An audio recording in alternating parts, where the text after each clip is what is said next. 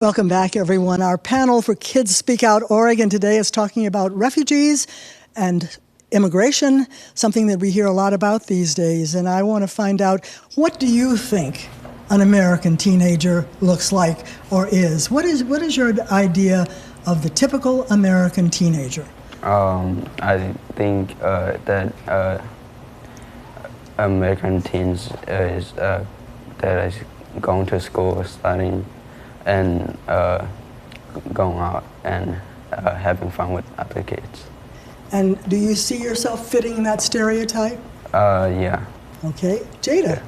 Yeah, feeding off of what he said, I definitely believe like it's basically school-oriented, a lot of making friends, finding out who aren't your friends, and just, you know, kind of gliding through life and just like going through different types of things like, you know, depression and anxiety. And that's not just for teenagers, it's for people with different backgrounds and ages as well.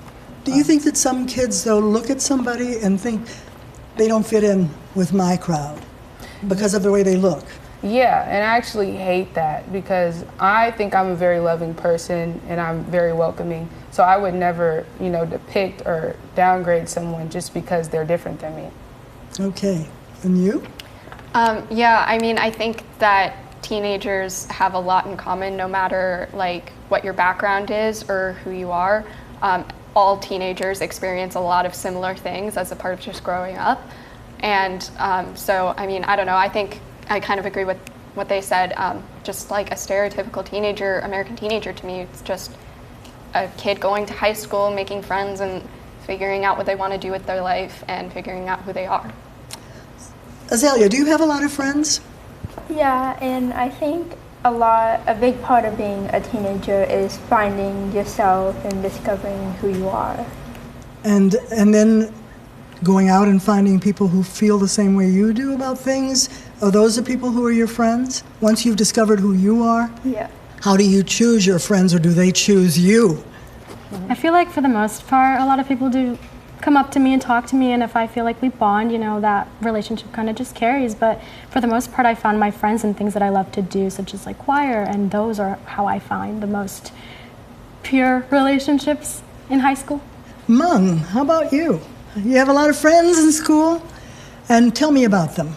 How I find friends is how I have more, like, if they like soccer, we usually bond faster because we like something together in common, and then we we're classmates, so it's easier for us to talk. Are they neighbors too? No. So are you at a school where kids come from a lot of different neighborhoods to get to your school? Yes. But do you pretty much stick to the kids who live near you as your friends? Yes. But we're wondering, are there some myths or stereotypes surrounding immigrants that make you not want to really get involved with them? Jada? Yeah, I know like in my age group and maybe below that they're usually communicated through jokes or just like, yeah, little funny remarks. And I believe that some people like would look at a Middle Eastern person and maybe fear of them based off of like, you know, 9/11 myths and basically like tragic events that are basically blamed on one cultural group. And yeah. Do you find that both the girls and the boys in that particular stereotype group are shunned and not pulled into your friendship group? Yeah, basically, I wouldn't say it's coming from me because I'd like to, you know, make as much connections as I could, but I've definitely seen it happen within my friend group and kind of, you know, try to reevaluate the situation and encourage people to still, you know, get used to everyone. Michael, how do you feel about stereotypes at school? I don't really like judge other people, and I like even if they come from like a different city or culture, I like try to like know them and be would become like friends with them. Yeah. You know, sometimes when you see kids walking home from school, all of those in the group that you see seem to have something in common. That might not be true here in Oregon. Maybe kids of different colors, different sizes, different grades all get along. But in some places, it seems that only kids of one particular cultural background, even though we're all Americans, tend to hang together. Do you see that happening here? Yeah, I made most of my friends in my community because of like same culture and like same like ethnicity. So yeah. Yeah, feeding off of what Michael said, I believe because I'm a young black woman here in the States, I can feel more comfortable talking to people who look like me because we go through the same things. And just can, you know, have those raw interactions and really, you know, build this type of sisterhood. Yeah, if I can add on to what you said, I think it's natural for a lot of people, especially teens, to just connect and go toward people that they have like similar experiences with and similar connections with, because when you're a teen, you just like kind of want that comfort and that safe space with people that you know have gone through similar things that you have. But I mean, I wouldn't say it's all like one way or another. Mm-hmm. You definitely have friends that you shared experiences with, and that's like a deep connection that you'll always have with those people. But also like you'll make friends with people that you don't have as much in common with. And the nice thing about that is you learn their stories and you learn what's happening or what's happened with them, and you can build a deeper understanding and like build more empathy for other people and other cultures. Right. Very good points you all are making. Azalea, you want to add on to that too? Yeah, I think what she said, like if I see someone who looks like me, I'll feel more comfortable going up to them because we've had similar experiences that we can talk about. And Fatima, do you choose your friends because they are like you, look like you, have the same background that you have? Yeah, I feel like they all said, it's a part of comfort. If you know that they have the similar experiences or the same culture as you, it's almost like a gravitational pull. Like you just feel more comfortable with them.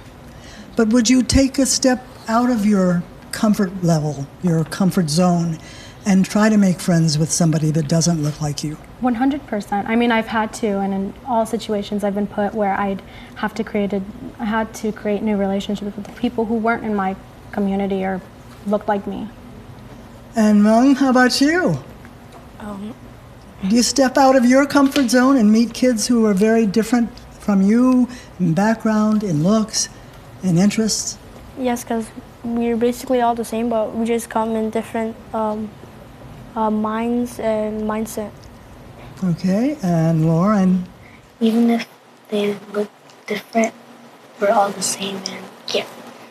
Well, I agree with that. So let's end this with an idea of what you guys would like to see in the world. You want us to open all the borders and say, everybody come on in, and we're all going to be one American family.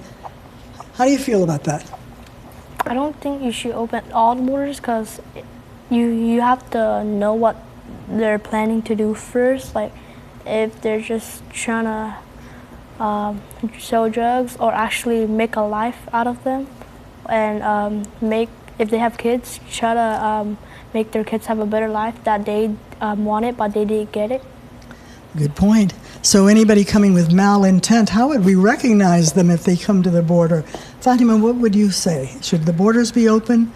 I mean, I personally think they really should, but I feel like in order to do that, we all need to kind of change our mindsets into believing that a lot of people aren't bad, and of course there's going to be those bad people, but I believe that there isn't going to be always, and I feel like that's going to have to change within ourselves to be able to help them and build their lives and help them build their lives in the United States and to help them progress and to have a successful life here.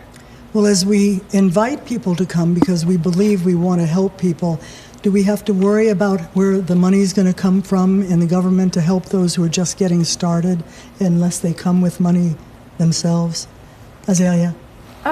Yes, but I think that at some point we can't also take all the people who come And so I think there needs to be regulations and like, why are people coming here? How would we make choices if we have a lot of people standing there waiting to come in? I think people who have kids and people who are leaving the country because it's really violent or there's famine or something like that. And that's a good point. And thank you for that. Katie? I mean, I definitely think that, like we live in America and a lot of people want to move here for a lot of different reasons. And if someone's like home where they used to live is like they're in a dangerous situation, we should be here to help and offer support. I think that there definitely needs to be better systems in place for that, because right now a lot of people that do come into the US don't have a home, don't have a job, and it's a really like rough start for them. And I think that it's our job as the US to help them with that and help them get on their feet again. But yeah, I think that we shouldn't be the ones discriminating against who comes and who doesn't, because there's good and bad people all over the world. And if people want to move here because they have a bad situation, then I don't think that's all right to stop them. Great, Katie. Thank you for that.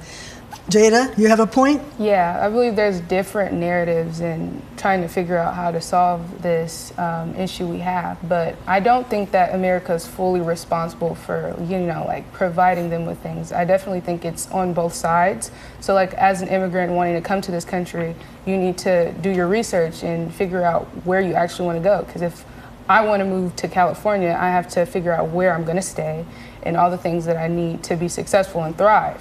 So I definitely feel like there's different ways to answer the question, but there has to be some type of balance and systems like you were mentioning. And Michael, finally, you get to say the last word about this. I think that borders should be like more open to like people who really desire and need a place or a better life to be. Like where I came from, like people have no place to stay or have no money to like buy food and stuff or electricity. Those kind of people should be like open more to this kind of border. And the country should help those people who come. That's how you feel. It's been very interesting to hear your points of view, and it sounds like most of you feel that we should keep that Statue of Liberty saying going, that we open our borders to help those who are in need and who want to be here. So thank you, all of you. It's so great having you with us today. Our panel has offered us some helpful reflections on the topic of immigration and refugees. Should we be responsible? A growing factor we need to address in our lives today, how to best take care of our fellow human beings on this earth, especially those suffering and in need of our support. And coming up next week, we're going to take a look at discrimination in Oregon. How big is the problem? We'll look at that. See you then.